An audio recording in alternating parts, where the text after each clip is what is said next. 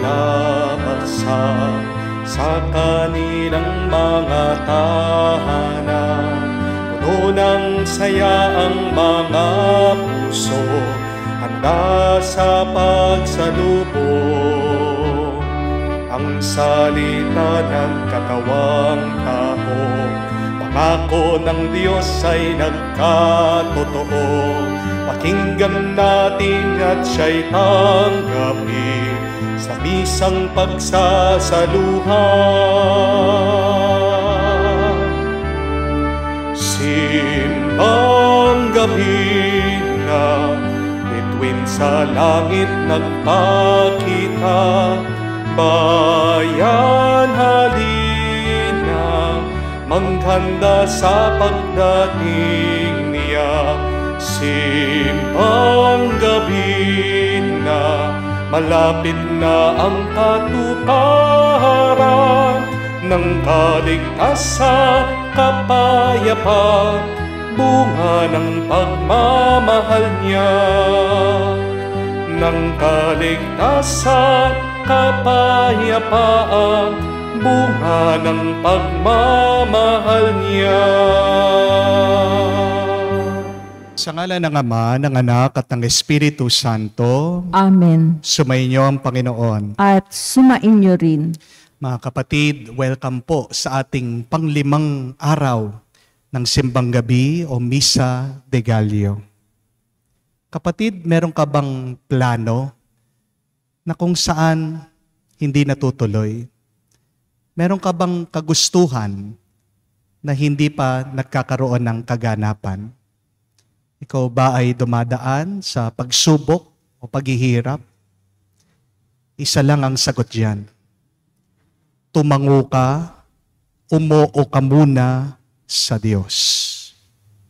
May pag-asa tayo dahil mas maganda ang plano, ang kagustuhan ng Diyos kesa sa ating mga plano at kagustuhan.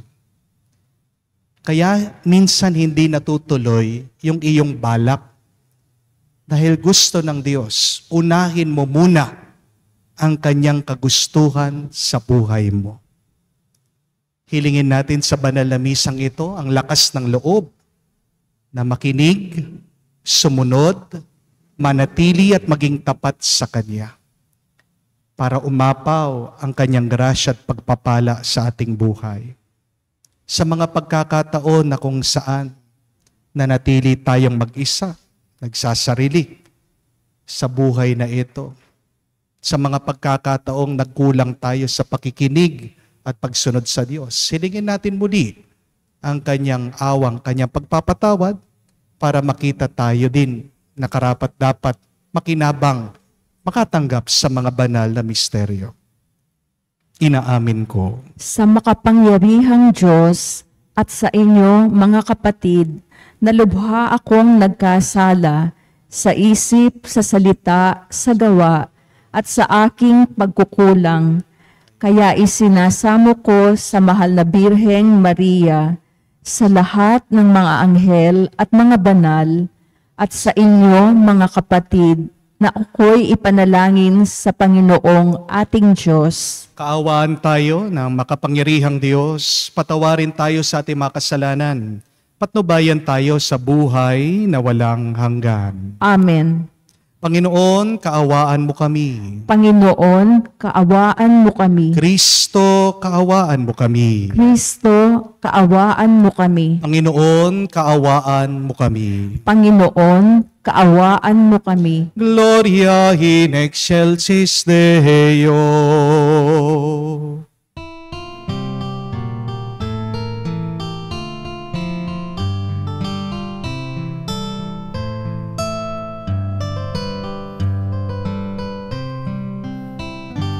Luwalhati sa Diyos sa kaitaasan,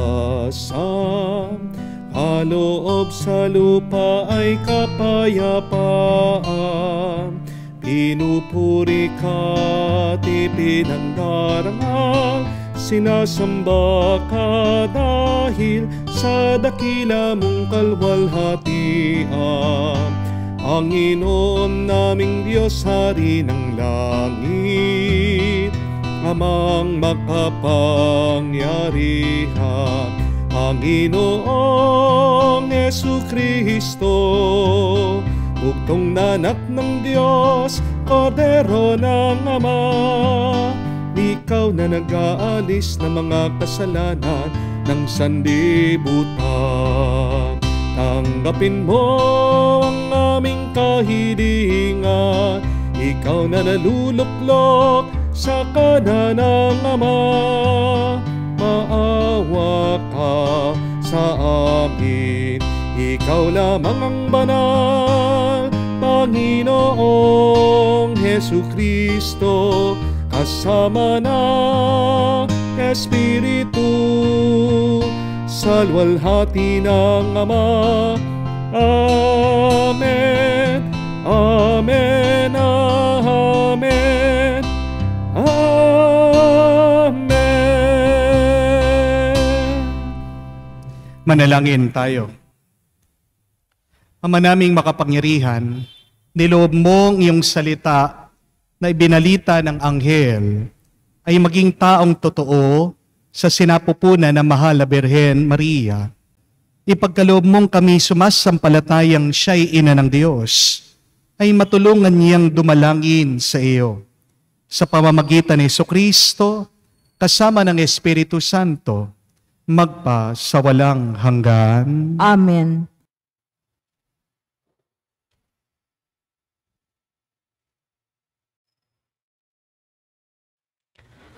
Pagbasa mula sa aklat ni Propeta Isaias. Noong mga araw na iyon, ipinasabi ng Panginoon kay Akaz, "Humingi ka sa akin ng palatandaan, maging ang kalaliman ng Sheol o sa kaitaasan ng langit." Sumagot si Akaz, "Hindi po ako hihingi. Hindi ko susubukin ang Panginoon." Sinabi ni Isaias, "Pakinggan mo, sambahayan ni David. Kulang pa ba ang galitin ninyo ang mga tao, na pati ang aking Diyos ay inyong niyayamot? Kaya nga't ang Panginoon na rin ang magbibigay ng palatandaan. Maglilihi ang isang dalaga at manganganak ng lalaki, at ito'y tatawaging Emmanuel." Ang salita ng Diyos. Salamat sa Diyos. Ang Panginooy darating, siya'y dakilang hari natin. Ang Panginooy darating, siya'y dakilang hari natin. Ang buong daigdig, lahat ng naroon, may-ari ang Diyos, ating Panginoon. Ang mundo'y natayo at yaong sandigay, ilalim ng lupa, tubig, kalaliman. Ang Panginooy darating, siya'y dakilang hari natin. Sino ang marapat umahon sa burol? Sa burol ng poon, sino ngang aahon? Sinong papayagang pumasok sa templo? Sinong tutulatang pumasok na tao? Siya na malinis ang isip at buhay, na hindi sumamba sa Diyos-Diyosan, tapat sa pangako na binibitiwan. Ang Panginooy darating, siya'y dakilang hari natin. Ang Panginoong Diyos, pagpapalain siya, ililigtas siya't pagwawalang sala. Gayon ang sinumang lumalapit sa Diyos, silang lumalapit sa Diyos ni Jacob. Ang Panginooy darating, siya'y dakilang hari natin.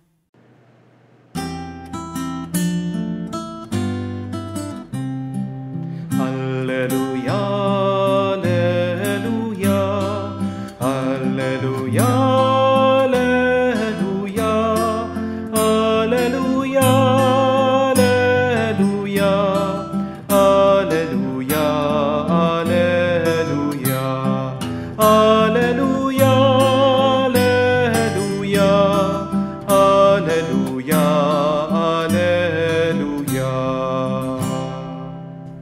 Halina, susi ni David, binubuksan mo ang langit upang kami ay masagip.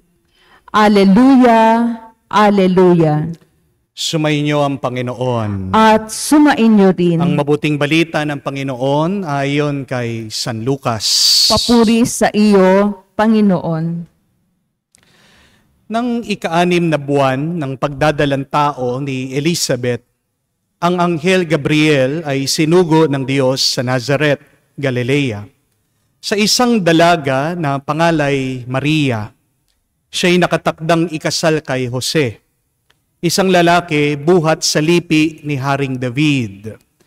Paglapit ng anghel sa kinaroroonan ng dalaga, binati niya ito. Matuwa ka, ikaw ay kalugod-lugod sa Diyos, wika niya. Sumaiyo ang Panginoon.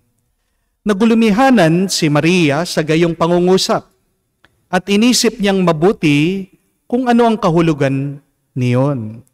Kaya't sinabi sa kanya ng anghel, "Huwag kang matakot, Maria, sapagkat kinalulugdan ka ng Diyos. Makinig ka, ikaw ay maglilihi at manganganak ng isang lalaki, at siya'y tatawagin mong Jesus. Magiging dakila siya, tatawaging anak ng kataas-taasan. Ibibigay sa kanya ng Panginoong Diyos ang trono ng kanyang ama si David. Maghahari siya sa angkan ni Jacob magpakailanman. At ang kanyang paghahari ay walang hanggan." Paano mangyayari ito? Gayon ako'y dalaga, tanong ni Maria. Sumagot ang anghel, "Bababa sa iyo ang Espiritu Santo at lililiman ka ng kapangyarihan ng kataas-taasan. Kaya't banal ang ipapanganak mo at tatawaging anak ng Diyos. Natatandaan mo ang iyong kamag-anak na si Elizabeth? Alam ng lahat na siya'y baog, ngunit naglihi siya sa kabila ng kanyang katandaan. At ngayoy ika-6 na ng buwan ang kanyang pagdadalang tao, sapagkat walang hindi mapangyayari ng Diyos." Sumagot si Maria, "Ako'y alipin ng Panginoon. Mangyari sa akin ang iyong sinabi." At nilisan siya ng anghel. Mga kapatid, ang mabuting balita ng ating Panginoon. Pinupuri ka namin, Panginoong Hesu Kristo. Magandang araw po muli sa inyong lahat. Magandang araw po, Father. At ginigreet po natin ang ating mga followers nandito na nakikisalo sa ating banal na misa. Ganyan din po, kumusta po kayong lahat, kayong mga online mass goers natin. Dasal at dalangin ko po na kayo ay nasa mabuting kalagayan at kasama pa rin po kayo sa aming mga pinagdarasal ang inyong mga intention dito sa ating banal na misa. Naway lahat na mga may sakit, gumaling na. Lahat po ng may utang, mabayaran na. Lahat po ng magbo-board exam, pumasa na. Lahat po ng mga nag-aaway na mag-asawa, magkasundo na. Lahat po ng mayroong mga anak na pasaway, maging masunurin na. At lahat po ng mga nadidepress, nag-aalala, nalulungkot, naway makaramdam na ng tuwa at kapayapaan. Amen po ba? Amen. Kung babasahin niyo po ang inyong Biblia, may mapapansin po kayo sa ugali ng Diyos. Ano? Ang Diyos mahilig magbigay ng utos, pero hindi niya ipapaliwanag sa iyo ano ang mangyayari kung susunod ka sa utos niya. That is the strange thing with our God. God gives instructions, and yet God will not clarify. God will not give particulars. What will happen if you follow His will? Halimbawa na lang po, basahin niyo ang libro ng Exodo. Kung maalala niyo po ang kwento ni Moises. Sinabihan ng Diyos si Yahweh, si Moises, "Pumunta ka doon sa Ehipto. Kausapin mo si Pharaoh, ang hari. Sabihin mo sa kanya, palayain ang aking bayan." Yun lang po ang instruction ng Diyos sa kanya. Hindi naman pinaliwanag ng Diyos ng Panginoon kay Moises kung ano yung mangyayari pagkatapos siyang kausapin ng hari. Hindi sinabi ng Diyos na magkakaroon ng mga salot na magiging dugo ang ilog. Hindi po sinabi ng Diyos na darating ang maraming balang, ang maraming palaka, na mamamatay ang mga panganay ng mga Egyptians. Hindi po ba? Wala pong explanation na ganyan ng Diyos kay Moises. Hindi rin sinabihan ng Diyos si Moises na pag sumunod ka sa akin, mag-ingat ka kasi pag nakalabas na kayo sa Egypt, hahabulin kayo ng inyong mga kalaban at hahatiin mo ang pulang dagat. May nabasa po ba tayo na gano'n na paliwanag sa Diyos? Di ba wala? Basta't ang sinabi lang ng Diyos ng Panginoon kay Moises, ito, pumunta ka sa Ehipto, kausapin mo ang hari, sabihin mo itong mensahe, ganun lang. Di ba? Ganyan din naman po ang naranasan ni Maria. Balikan niyo ang ating nabasa ngayon, narinig sa Ebanghelyo. Ang kwento ng pagpapahayag ng Diyos kay Maria, ang tinatawag na the Annunciation. Inanyayahan ng Diyos itong si Maria sa plano ng kanyang kaligtasan para sa sanlibutan. Pero, ano ang sabi ng anghel kay Maria? Balikan niyo. Sabi niya, maglilihi ka, manganganak ka ng isang lalaki, tatawagin mo siyang Jesus, magiging dakila siya, tatawagin siyang anak ng kataas-taasan. Hindi niyo po ba napansin? Very general ang plano ng Diyos. Walang tiyak, walang particular. Bakit hindi sinabi ng anghel para maging malinaw kay Maria? O Maria ha, pag tinanggap mo itong misyon na ito, pag tumango ka sa Diyos, yung anak mo ipagkakalulok, pagtataksilan. Yung anak mo papahirapan. Yung anak mo dadalhin sa kalbaryo, papahiya, papatayin, hahawakan mo yung bangkay niya, ililibing mo siya. Pero pagkatapos ng 3 araw, muli siyang mabubuhay. Bakit hindi sinabi ng anghel yun? Bakit kapag nagbibigay ng utos ang Diyos, ganyan? Napakalabo. Bakit hindi pa sabihin ng Diyos sa atin, lahat-lahat ng mangyayari, para hindi po tayo nanguhula? Hindi po ba? Kasi gusto ng Diyos na malaman kung tayo ba ay nagtitiwalang buong-buo sa Kanya o gagawin lang natin ang gusto natin.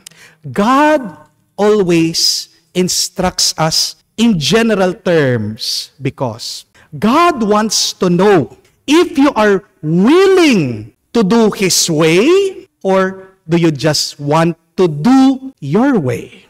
God wants to know, are you willing to do His way or will you do your own way? Isipin nyo na lang po, paano kaya anong mangyayari kung sinabi ng Diyos lahat-lahat na mangyayari doon sa plano? Yung paghihirap ng kanyang anak, tatango pa kaya siya? O pa kaya siya? Baka hindi na, hindi po ba? Kasi matatakot siya, mangangamba siya. Halimbawa, kung sasabihan ka ng Diyos na ganito, maririnig mo, makikita mo habang ikaw ay nagdadasal. Alam mo, pagdating ng panahon, yayaman ka. Makakarating ka sa abroad. Pero, mag-ingat ka. Mag-aaway kayo ng misis mo. Kasi magkakaroon ng iba yung misis mo. Maghihiwalay kayo. Kukunin niya yung anak mo. Mananatili sila sa Amerika. Ikaw uuwi ka dito. Sa tingin niyo po ba? Kung ganyan yung mensahe ng Diyos, tatanggapin mo? Sasabihin naman ng Diyos, pero mayaman ka. Tatango ka pa ba? Di ba hindi? At ganyan din po pagdating sa buhay niyo. Tinatawag ka ng Diyos pero hindi niya sasabihin yung mga pagsubok mo. Bakit kapatid? Kasi gusto niya palagi ka lang kumapit sa Kanya. Pag pinakita ng Diyos sa iyo agad yung mga problema, di ba, ang tingin mo, ang tuon mo sa iyong mga problema. Makakalimutan mo na meron palang mas malaking Diyos, meron palang mas makapangyarihan na Diyos na kakayanin mo ano man ang mga problemang yan. Mga kapatid, may pag-asa. Bakit? Kasi bukod sa plano mo, may mas magandang plano ang Diyos para sa iyo. Kahit na maraming mga pagsubok, kahit na maraming paghihirap, Kung ikaw, palagi kang umuoo, tumatango sa Diyos, malalampasan mo lahat ng mga pagsubok at paghihirap na yan. Amen? Kung susunod ka lang sa Diyos, makikita mo, may magandang katapusan. May mabuting bunga ang iyong pagsasakripisyo. Alam niyo po bang pinaka-maiksing dasal? Alam niyo po ba ang pinaka-makapangyarihang panalangin kahit na kakaunti lang ito? Ito po ha, tuturuan ko kayo. Remember this, the shortest but the most powerful prayer is, say, yes, Lord. Kayo nga po, yes, Lord. Opo, Panginoon. Just say yes to God to everything. And what will happen? There will be grace, there will be blessing, there will be provisions in your life. Basta't yes ka lang ng yes kay Lord. Hindi ka pababayaan, hindi ka mapapahiya, hindi ka niya iiwan. Kaya nga, ngayon, ano man ang iyong hinaharapan, ano man ang iyong pinagdadaanan, may sakit ka man, sabihin mo, yes, Lord. Napakarami mong utang, ano sasabihin mo? Yes, Lord. Sumasakit na yung ulo mo sa kakaaral, ano sasabihin mo? Yes, Lord. Nalilito ka, hindi mo na alam kung anong gagawin nyo sa inyong pamilya para magkasundo kayo, ano sasabihin mo? Yes, Lord. Gusto mong lumakas muli? Gusto mong sumaya muli? Ano sasabihin mo? Yes, Lord. In everything say, yes, Lord. And then you would see His blessing, His grace, His provision will come to fill you, to complete you, to help you. Kamukha po ni Maria. Huwag tayong titigil na tumango at mag-oo sa Diyos. Next year po, lilipat na ako ng parokya. May 2025 po, to be exact. Ang dami po nagtatanong kasi, Father, saan ka lilipat? Father, ano yung parokya mo? Bago ko po sabihin yung aking lilipatan na parokya, gusto ko pong i-share itong kwentong sa inyo. Gusto ko pong ikwento sa inyo, i-share itong pinagdaanan ko. Actually, nagdadasal po ako sa Diyos. Ang aking pinapanalangin, sabi ko, Lord, sana naman po yung lilipatan kong parokya, maluwang. Sana meron pong parking. Yun lang po yung aking request sa Diyos. Bakit po? Kasi, sabi ko, maraming mga bisita, maraming mga followers ang pumupunta, nakakahiya naman kung wala silang parking. Yun lang po yung request ko. Kahit saan po akong parokya, Lord, basta't maluwang yung parking. So I was praying for that. At nung pong last November, nung nag-retreat kami mga pare, binigay na sa amin yung aming mga assignment. Susunod na mga pupuntahan na parokya. At pagkabukas ko po, doon sa envelope ko, nabigla ako. Hindi sinagot ng Diyos yung request ko. Yung aking lilipatan na parokya, kung alam niyo po dito sa San Fernando, sa likod po ng SNR, sa likod po ng Robinson, yun po yung aking parokya. Ang pangalan po is St. Joseph Parish, parokya ni San Jose. Para pong tondo dun napakasikip, tabi po ng daan. Wala po itong parking. Ang nagtataka ako, sabi ko, Lord, diba? Ang request ko sa iyo, parking lang. Ba't hindi mo binigay? Hindi ko po maintindihan ano talaga plano ng Diyos. Pero, nung kinausap ko po yung parish priest na naka-assign doon, kinekwento niya kung ano yung ginagawa nila sa parokya. Sabi niya, pag pinalitan mo na ako dito, sana tuloy mo yung mga programa namin para sa mga mahihirap. Naghihirapan nga kami, naghahanap ng pondo, wala kaming pera, nauubusan nga ako ng budget kasi every Saturday nagpapa-feeding kami. Buwan-buwan, tinutulungan namin yung mga mahihirap na nagbabasura, wala silang damit, yung mga iba, kawawang-kawawa sila. Nagbibigay kami ng baon sa mga maliliit na bata na nagpapalimos, baon para sa mga walang baon. Habang nagwekwenta po siya doon sa mga programa na kailangan nilang gawin, doon ko naisip, kaya pala ako dinala ni Lord dito. Kasi yung mga tumutulong sa akin ngayon, pwede palang makatulong doon sa susunod kong parokya. Yung gusto ko, parking. Pero iba ang gusto ni Lord. Gusto niya tulungan yung mga mahihirap doon sa pamamagitan ko, sa pamamagitan niyo, sa pamamagitan ng ating online mass sa inyong mga donations. Look at that. God has His own reasons. God's plan is bigger than your plan. Amen? That is why it is so important to always say, always pray, yes, Lord. Amen? Because God knows what is the best for you and God knows what is the best for others. Amen? Many times, we do not know what will happen to our life. But that's okay. Because what is most important is, God knows what will happen. Huwag kang mag-alala. Kung hindi mo naman alam kung anong mangyayari bukas, sa susunod na buwan, sa susunod na taon. Basta ang mahalaga, sumusunod ka sa Diyos at ang Diyos, alam niya. Amen? Only the best will come to you if you say yes to God. Remember that. Only the best will come to you if you say yes to God. Kaya mga kapatid, ang ating pag-asa, alam natin sa pamamagitan ng Diyos, may magandang bukas, hinahanda ng Diyos. Basta't tumango ka, mag-oo ka sa Panginoon, sumunod ka sa Kanyang kagustuhan, punong-puno ka ng grasya, kamukha ng ating mahal na ina, si Maria. Amen.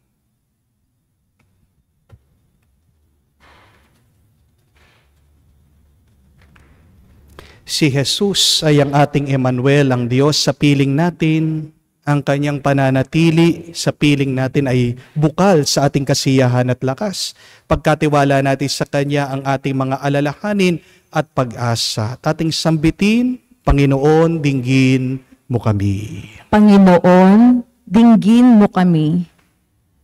Panginoong Jesus, lumawagi ka nawa sa iyong simbahan habang tuwina siyang nagsisikap maghatid ng iyong ebanghelyo sa lahat at magbigay saksi sa katotohanan ito sa buhay ng kanyang mga kasapi.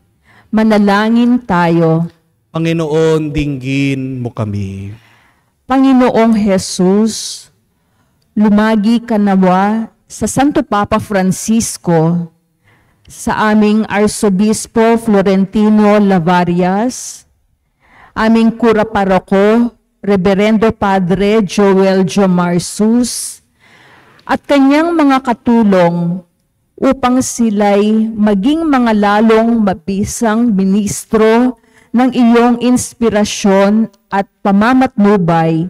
Manalangin tayo. Panginoon, dinggin mo kami. Panginoong Jesus, lumagi ka nawa sa aming mga pinunong politikal at sibil, sa aming mga hukom, mga pulis, at mga sundalo, upang magbisa nilang maitaguyod ang katarungan, kaayusan, at kapakanang pangkalahatan. Manalangin tayo. Panginoon, dinggin mo kami. Sa katahimikan po ng ating puso, banggitin din natin sa Diyos ang ating mga personal na pangangailangan. Panginoong Yesus, tulutan mong makaraos kaming walwalhati sa lahat naming kahirapan at bumuo na mga pamayanang magtatapok sa pinaghaharian mo ngayon at magpa sa walang hanggan. Amen.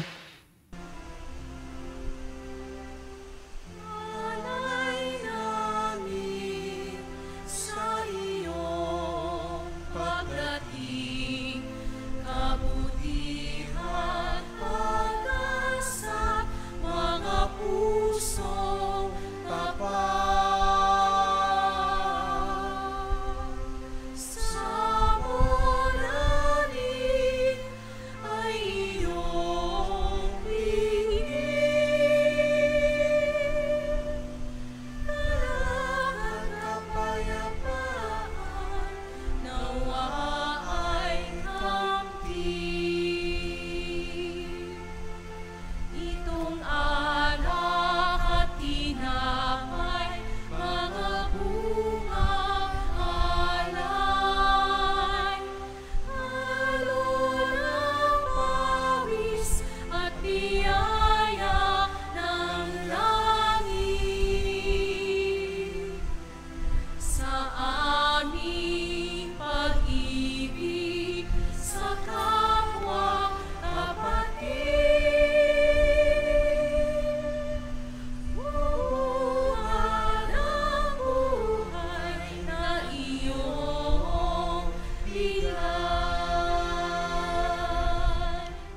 Manalangin kayo mga kapatid para ang ating mga paghahain ay kalugdan ng Diyos sa mga makapangyarihan.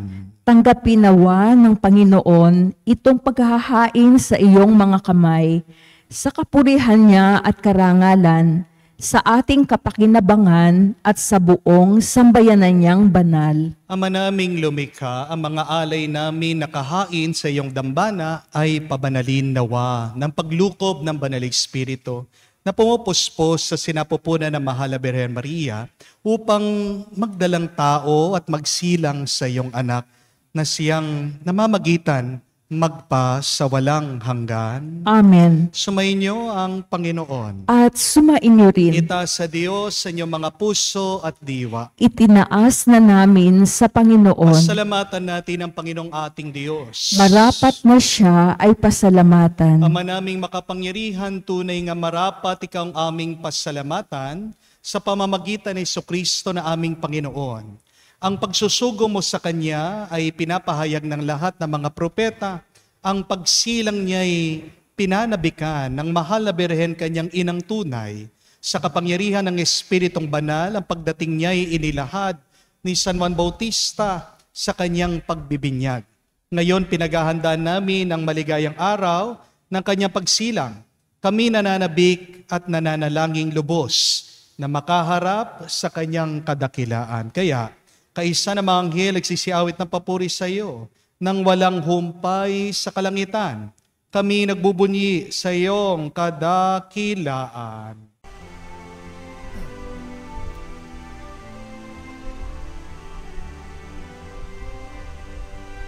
Santo, Santo, Santo, Panginoong Diyos ng mga hukbo, napupuno ang langit at lupa ng kadakilaan mo.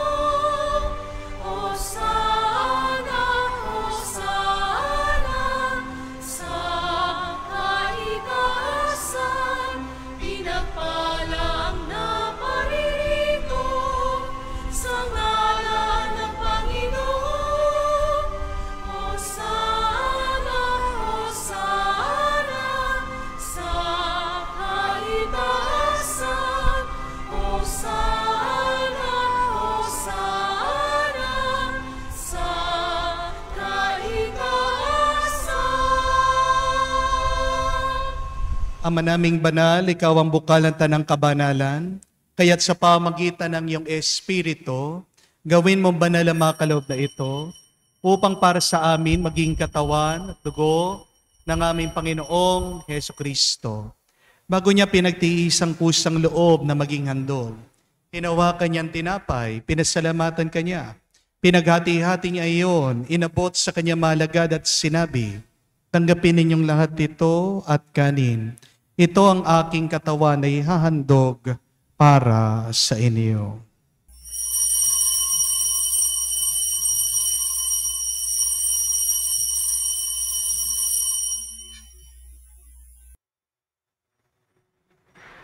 Gayon din naman na matapos ang hapunan, hinawakan niyang kalis, muli kanyang pinasalamatan. Inabot niyang kalis sa kanya malagad at sinabi, tanggapin ninyong lahat ito at inumin. Itong kalis ng aking dugo, ng bago at walang hanggan tipan. Ang aking dugo na ibubuhos para sa inyo at para sa lahat. Sa pagpapatawad ng mga kasalanan, gawin ninyo ito sa pag-aalaala sa akin.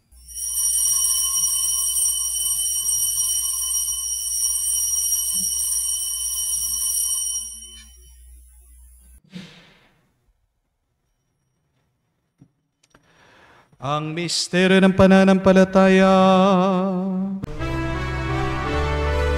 Aming ipinahayag na namatay ang iyong anak, nabuhay bilang Mesiyas at magbabalik sa wakas para mahayag sa lahat. Ang mga ginagawa namin ngayon ang pag-alaala sa pagkamatay at muling pagkabuhay ng iyong anak. Kaya tinialay namin sa iyo tinapay nagbibigay buhay at ang kalis na nagkakaloob ng kaligtasan. Kami nagpapasalamat dahil kami yung minarapat na tumayo sa harap mo para maglingkod sa iyo. Sinasamo namin kami magsalo-salo sa katawan at dugo ni Kristo ay mabuklod sa pagkakaisa sa pamamagitan ng Espiritu Santo. Amalingapin mong yung simbahan, laganap sa buong daigdig. Puspusin mo kami sa pag-ibig. Kaisa ni Francesco ang aming Papa, Florentino aming Arsobispo at ng Tanang Kaparian. Alalahanin mo rin ang aming mga kapatid na nahimlay at may pag-asang sila'y muling mabubuhay. Gayon din naman lahat ng mga pumanaw. Kawan mo't sila't patuloyin sa iyong kaliwanagan. Kawan mo't pagindapatin kaming lahat na makasalo sa iyong buhay na walang wakas. Kaisa na mahal na Birhen Maria, Ina ng Diyos. Kaisa ni San Jose, ang kanyang malwalhating esposo. Kaisa ng mga apostol, lahat ng mga banal na namuhay dito sa daigdig na kalugod-lugod sa iyo. May pagdiwang nawa namin ang pagpupuri sa ikararangal mo sa pamamagitan ng iyong anak, aming Panginoong Heso Kristo. Sa pamamagitan ni Kristo, kasama niya at sa Kanya, ang lahat ng parangal at papuri ay sa iyo, Diyos Ama, makapangyarihan, kasama ng Espiritu Santo, magpasawalang hanggan. Amen, amen, amen. Sa nakakagaling na utos sa turo ni Jesus, Panginoon natin at Diyos, ipahayag natin ang lakas loob.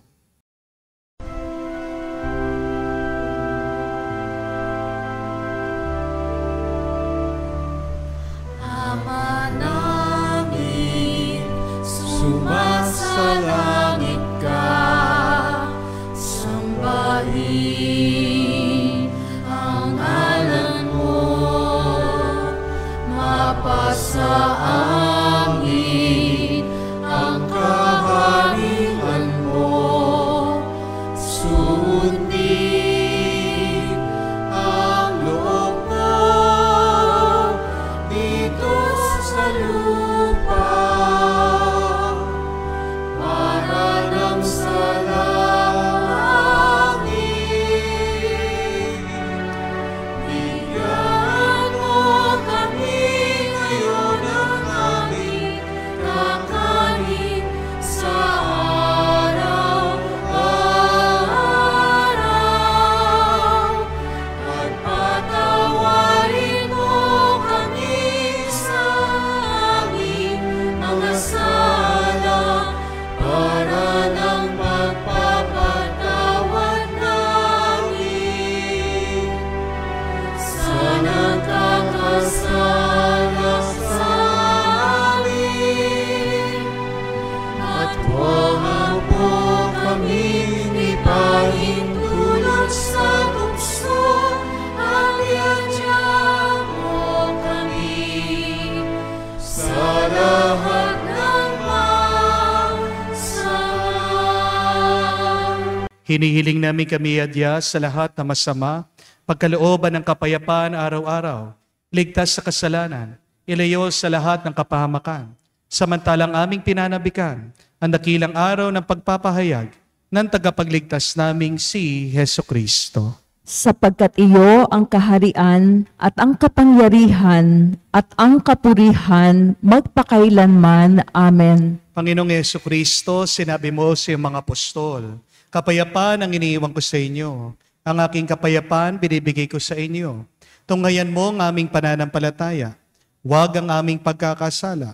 Pagkalooban mo kami ng kapayapaan at pagkakaisa ayon sa iyong kalooban, kasama ng Espiritu Santo, magpa sa walang hanggan. Amen. Kapayapaan ng Panginoon ay laging sumainyo. At sumainyo rin. Bigayan po tayo ng kapayapaan sa bawat isa. Pisuin niyo po, kapayapaan po sa inyong lahat. Kordero ng Diyos na nag-aalis ng mga kasalanan ng sanlibutan,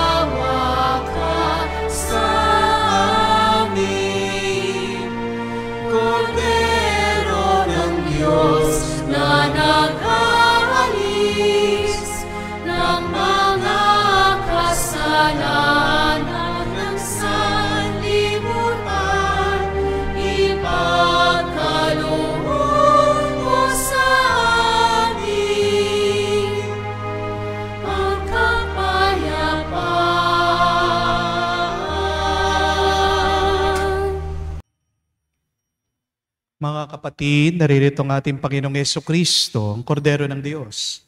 Siyang nag-aalis sa mga kasalanan ng sanlibutan. Mapalad tayong lumalapit sa piging ng Kordero. Panginoon, hindi ako karapat-dapat na magpatuloy sa iyo, ngunit sa isang salita mo lamang ay gagaling na ako.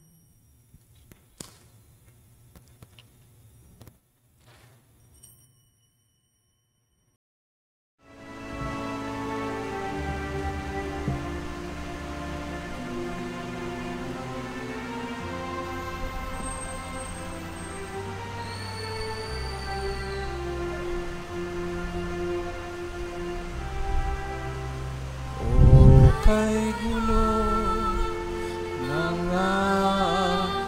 ng mundo, hirap, sakuna at lungkot, kaya't sama-sama tayong manalangin dahil darating na ang Pasko. Panginoon, halina at pumarito ka. Sagipin mo ang bayan, ikaw ang pag-asa, gabay ng mga mahihirap.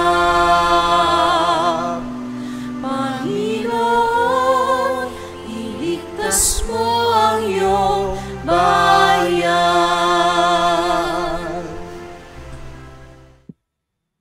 Manalangin tayo. Ama naming mapagmahal, sa aming pagsasalo sa banal na hain, lagi nawa naming madama ang iyong kagandahang loob upang kami magkamit ng kaligtasan, pakundangan sa pagkakatawang tao ng iyong anak. Ngayon aming ginugunita ang kanyang ina sa pamagitan din ni Jesucristo, kasama ng Espiritu Santo, magpa sa walang hanggan. Amen. Bakit may pag-asa? Dahil may hinandang mas magandang plano ang Diyos para sa atin. The shortest and the most powerful prayer is, Yes, Lord. Yan nga po ang ating assignment ngayong araw. Pag merong humiling o humingi sa inyo, huwag kayong magpapahindi. Tumango kayo. Lalong-lalo na kung sa inyo naman pong pagninilay, sa inyong pag-iisip at pagdarasal, yung hinihingi ay makakabuti naman. Please, say yes. Ano yung bagay na gustong pagawa ng Diyos sa iyo na matagal mo nang tinatakasan, hinihindihan? Maybe this is the day to say, Yes, Lord. Kikita mo, pagkatapos mong umuo at tumango, sunod-sunod ng pagpapala at tulong galing sa Diyos ang mararanasan mo. Sumayin niyo ang Panginoon. At sumain niyo rin. Kayo ay basbasan ng Diyos, makapangyarihan sa lahat, sa ngalan ng Ama, ng Anak, ng Espiritu Santo. Amen. Ang ating misa ay natapos na. Umayo kayo sa kapayapaan ni Kristo. Salamat sa Diyos.